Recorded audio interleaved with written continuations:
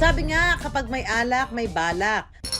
At tila birong totoo nga yan mga ka-wonder. Dahil pababahain natin ang alak ngayong gabi, hindi para magwalwal,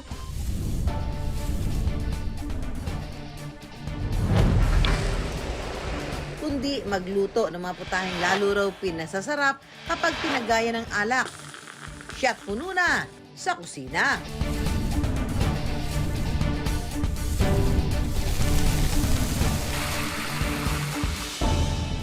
Si Empoy sumanib muna sa Katipunan para matikman ang isang putaheng certified KKK, kakaiba, kapanapanabik at katakam-takam ang asado di karahay na tinimplahan ng serbesa. Nauuhaw ako. Ilalagay. Oh!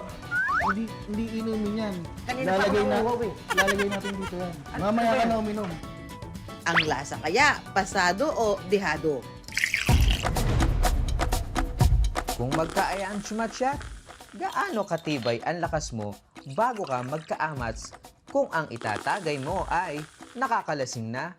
Pansit, kapit na dahil magwawalwala na magpapasiklaban na ang mga hari at reyna ng pansit. Ang Sparkle Chef na si Jose Sarasola at ang our very own Reyna ng Kusina, Chef Susan Enriquez. Teka lang, hindi ako ready dito. Taran!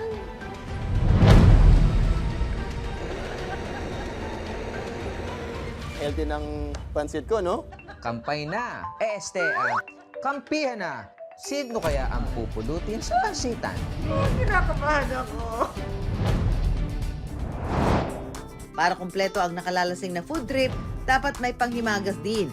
Ang sagot dyan ng mga ka-wonder nating Bicolano, halo-halo na hinaluan pa ng lambanog. Masarap siya, may pait, pero bagay siya sa tamis ng halo-halo.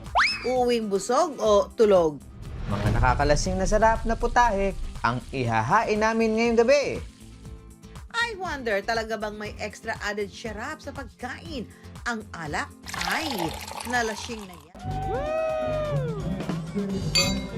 Oktubre na, kaya Oktoberfest na. Tiyak na babahan na naman ang beer.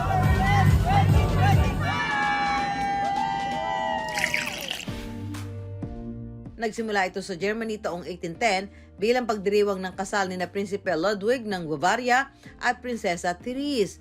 1930 naman ito unang ginanap dito sa atin sa pangunguna ng German Club Manila.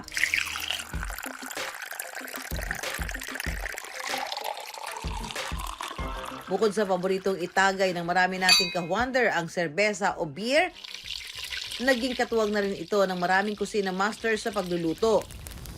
Ang beer ay gawa sa malt. Ito ay nakakapag-enhance nga ng flavor at ng aroma at ng kulay nito kasi meron siyang tinatawag na caramelization or browning effect, lalo na pag ito ay nilalagay natin sa init.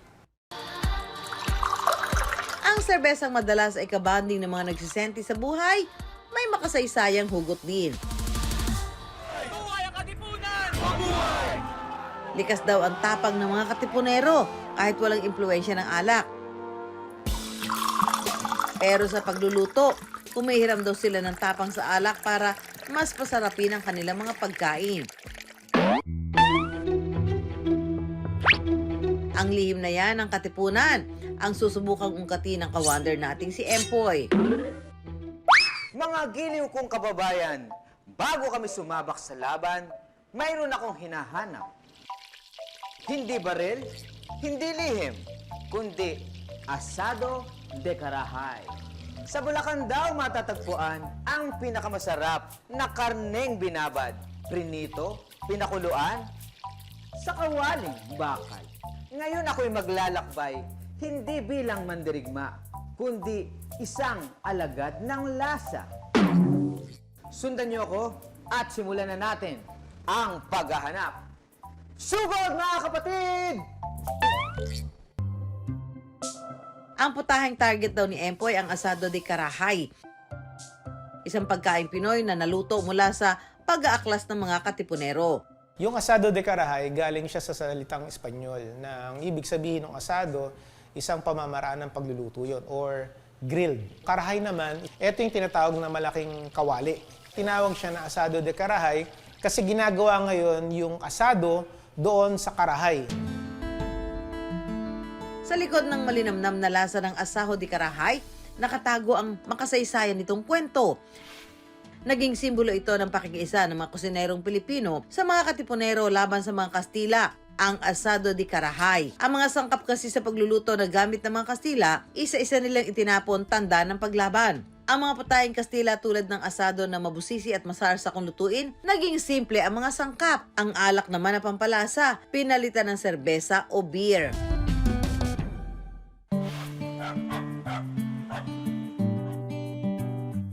Isang pamilya ng kawander nating si Nico sa matagal nang nagluluto ng asado de Carahay.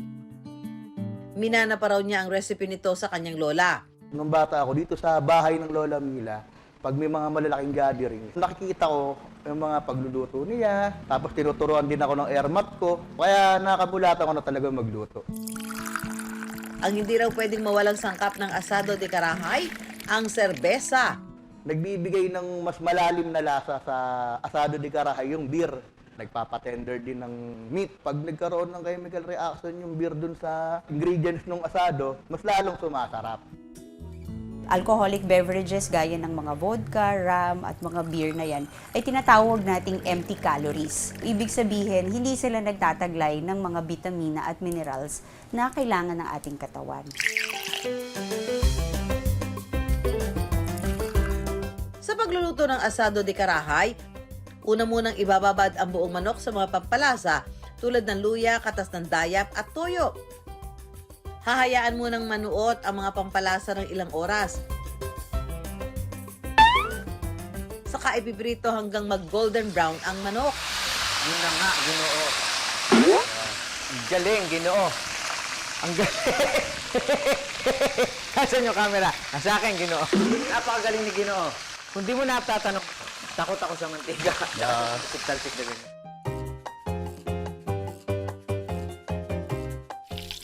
Sa Carahay, igigisa ang bawang at sibuyas na puti. Isunod ang sibuyas na pula. Isasama ang pinagbabaran o marinade ng manok. Ay, ilalagay. Hop! Hindi inumin yan. Kanina pa ako nauuhaw eh. Lalagay natin dito yan. Mamaya ka na uminom. Ano ba yan? Beer. Beer ba yan? Akala ko tuba. Huwag mo muna inumin. Lalagay natin dito yan. Ang ibig mo sabihin, itong serbesa ilalagay dyan? Oh, Ginoo, kasi yan ang pinaka-sikreto ng asado de Carahay. Nagbibigay siya ng matinding flavor sa ating nilulutong asado de Carahay.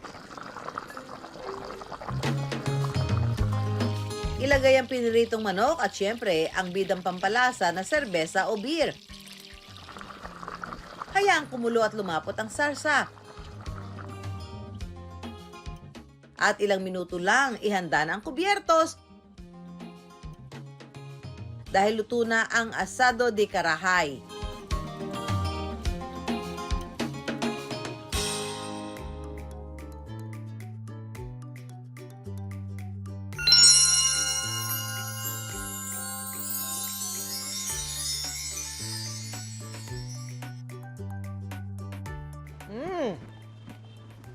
Sarap. Parang siyang adobo na beef steak na pinatisan. Na parang humba. Parang ganun. The best, the best. Hindi ko nalalasahan yung serbesa. Pero ang nalalasahan ko, yung sinangkot siya na chicken, tapos yung salsa, masarap. Ang maraming pagkain sa ating bayan, hindi lang sa lasa panalo, pati sa kwento at kasaysayan nito, nag-aalam ang sarap. Sa isang bansang kung hindi naglalagablab ang araw, tiyak na bumubuhos ang ulan. Pero ano man ang panahon, siguradong may matitikmang pampakul na halo-halo. Ang sangkatutak nitong sahog, abay, kailangan pa bang i-memorize yan? Bago pa man tayo sinakop ng mga Hapon, una na nilang binihag ang ating panlasa sa matamis at nakakakilig na sarap ng kakigori o ginadgad na yelo na may pampalasang sirup. At mga sahog na mitsumami o pinaghalong prutas at gulaman. At dahil likas na malikhain si Juan, ginawa nito ng Pinoy twist. Sinahugan ng saging, pinipig at kung ano-ano pang pwedeng matamisang prutas o gulay. Ang pinaghalo-halong sarap naging halo-halo. Pero ang mga urago ng Bicol may ibang pakulo. Ang pasabog na halo-halo sa Albay, for adults only. Dahil hindi lang gatas ang nagpapalinamnam sa kanilang halo-halo, may shot din ng lambanog. Likas na mayaman ang kabikulan sa puno ng nyog. Bukod sa gata at langis, may napipigaring kata sa puno ng nyog na ginagawa namang alak, ang lambanog o palm liquor. Kaya naisipan ng ka-wonder nating si Melvin na sahugan ng lambanog ang kanyang bersyon ng halo-halo. Nung kine-conceptualize kasi namin yung menu ng La Terraza, nag-iisip kami ng mga dessert. So para mabigyan siya ng accounting twist, naisipan namin na lagyan siya ng lambanog. Naisip namin na lambanog kasi nga local liquor siya and readily available siya dito sa Bicol kasi yung lambanog is galing sa tuba, na galing sa nyog. Mga ka-wonder, Tikman tanaan ng banok halo-halo. Sa paggawa ng halo-halo na may lambanog, unang ilalagay ang gatas at shot ng lambanog. sa ilalim natin ilalagay yung lambanog para mamaya pag halo, makakahalo siya sa lahat ng ingredients ng halo-halo. Sunod na ilagay ang yelo. At pagsamahin ng iba't ibang sahog, may iba't ibang prutas, ube ice cream at leche flan pa. Pero hinay-hinay lang ha, para iwas hangover. Bukod sa matapang at kaya kang ipaglaban ng lambanog, may taglay rin daw itong tamis at anghang na kikiliti sa iyong panlasa. Kaya ang mga suki ni Melvin, napapasyat puno ng lambanog, halo-halo. Masarap ang halo-halo na ini. Masarap siya, may pait, pero bagay siya sa tamis ng halo-halo. Ang panghimagas na ito, for adults only lang ha. Ang pag-inom ng alak ay pinagbabawal po natin sa mga nakababatang populasyon natin sapagkat ito ay may hindi magandang naidudulot sa katawan gaya ng ang mga nutrients sa katawan ay hindi na-absorb ng tama. So mas maganda na iwasan ito ng ating mga kabataan.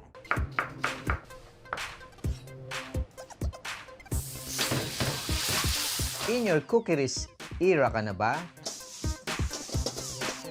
Kung oo, tiyak sisiw na lang sa'yo ang iba't ibang paraan ng pagluluto. Gaya ng pagpapakulo, pagpiprito, pag-iihaw, paggigisa, at pagsasangkot siya.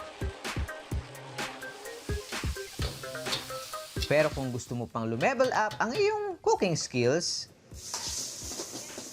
may isa pang paraan ng pagluluto na karaniwang ginagawa lang ng mga expert sa kusina. Kakasa ka ba kung ang lulutuin sasahugan ng alak para magliyab? Ang tawag sa paglulutong ito, flambe.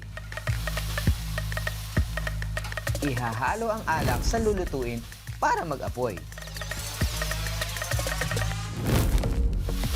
Sumikat ang flambe noong huling bahagi ng ika-19 na siglo, kasabay ng mga pag-usbong ng mga eleganteng fine dining na restaurant sa Europa. Ang paraang ito, madalas daw gawin ni Chef Melvin. Nung tinry ko, hindi ako natakot. Ako na-excite ako lalo eh. Yung feeling na init sa akin or gumagano yung apoy sa harap ko, mas nakakabuhay siya sa akin. Pero ayon kay Chef, hindi lang daw pakulo ang pagpapaliyab sa linuluto. Ang alak kasi ay nagbibigay ng kakaibang lasa at aroma sa isang putahe. Yung flambe kasi, it's literally, it means flame or to add flame. Tapos liliyab siya. So usually ginagamit siya sa pag-deglaze. Pwede ding vodka or alak. So pag alak ang nilagay natin, mag-flambe na siya when it comes in contact with fire. Para mawala yung alak niya, kailangan natin siya paapoyin and still retaining the flavor of the alcohol. Pagluluto raw kasi ang first love ni Melvin. Kaya nung nakapagtapos siya ng culinary arts, mas pinili niyang mag-internship sa ibang bansa. Dito daw natutunan ni Chef ang flambe, na siyang ginagawa niya ngayon sa sarili niyang lutuin. Isa na rito ang pansit canton with langgonisa na pinaliguan ng brandy. Gaya ng karaniwang pagluluto ng pansit, igisa ang mga pampalasa at ilagay ang gulay. Sunod na ibuhos ang brandy para magliyab. Itabi muna pansamantala. Sa parehong kawali, ilagay ang toyo, oyster sauce, chicken cubes at tubig. Pakuluin ng ilang minutes. Saka ilagay ang noodles. Hayaang manuot sa noodles ang sabaw.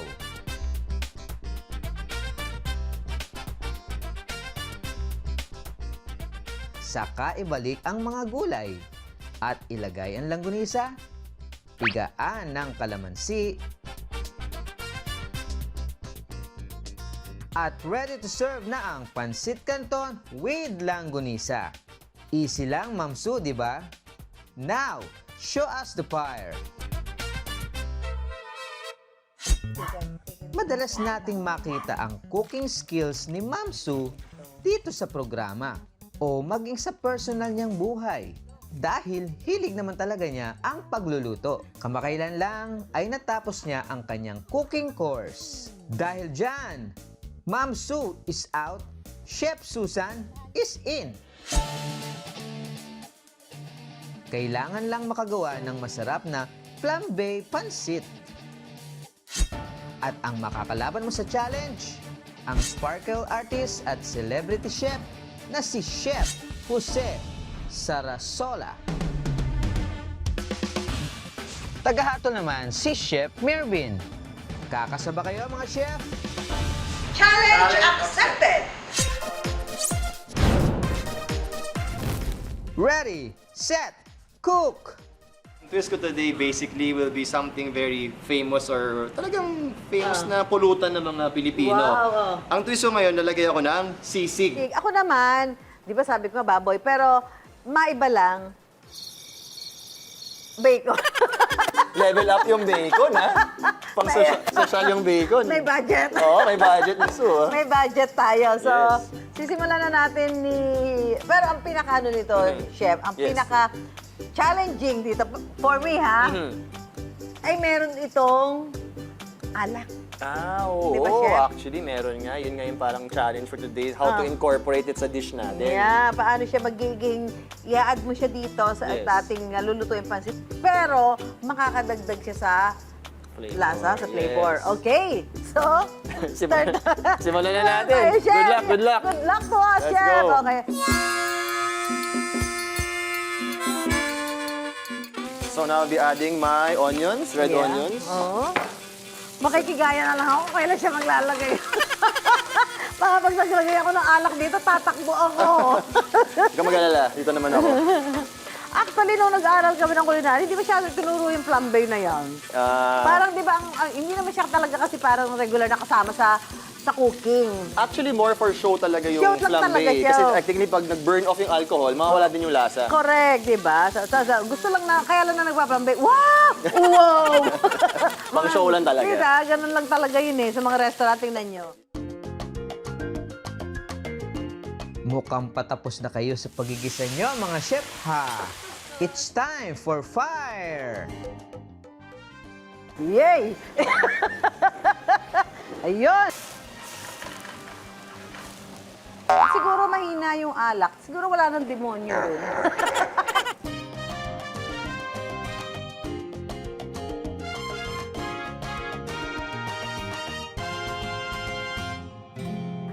Ayan mga ka-wonder, ito na po ang pansit bihon with bacon a la Susan. Ayan mga ka-wonder, tapos na naman yung pansit ko with sisig. Alin kaya ang mas lumiliyab sa sarap? Ang nilasing na pansit ala Susan o ang tipsy pansit ala Jose? Chef Mirvin, ano ang hatol mo?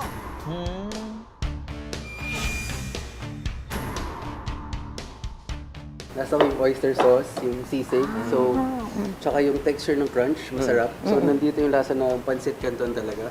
Pancit canton So, talaga. if you really want savory, ito masarap to. And then, kay ma'am, since yung noodles niyo po, Chef, ayusin mo. Chef, ayan po. yung noodles niyo po mas light. Pero since may bacon siya, mas smoky yung flavor. Oo, actually, nag-smoky. Pareha silang balance. And then, light lang yung flavor niya eh. Mostly sa bacon po yung lasa niya. Actually. So savory and then light and then balance well with calamansi. So for me, iba kasi yung atake ng dish ng dalawa. So mahilig ako sa savory, mahilig din ako sa light dishes. Oh, wow! For me, yung pinaka-panalo is both of you. Alam mo, nakakakaba kaya. Nakakakaba. Daig mo kayong nagkuha ng The best thing, tabla. At dahil pares mo kayong winner, ito ang gift namin sa inyo. Aba, iuwi ko talaga to. I wonder po. Tutuloy. May pangalan pa to, Chef. Jose, Ganda nga pwede mo na magamit Pwede sa ko magamit to, Oo. perfect.